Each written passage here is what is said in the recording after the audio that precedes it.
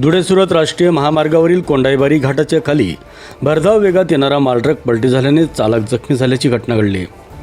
दुपारी 11 वाजेच्या सुमारास धुळेहून सुरतकडे जाणारा मालट्रक क्रमांक CG07 CP 7986 हा घाटाच्या उतारावरून भरधाव वेगात येत असताना चालकाचा वाहनावरील ताबा सुटल्याने रस्त्यावर पलटी झाला। या अपघाताची माहिती महामार्ग पोलिसांना मिळताच पोलीस उपनिरीक्षक सुशांत वडवी, रवींद्र लोंढे, दीपक चौधरी, गणेश पाटील, अरुण सूर्यवंशी घटनास्थळी दाखल झाले। त्यांनी चालकाला बाहेर काढून विसरवाडी ग्रामीण रुग्णालयात उपचारासाठी दाखल केले। तदनंतर महामार्गावर ठप्प झालेली वाहतूक सुरळीत केली।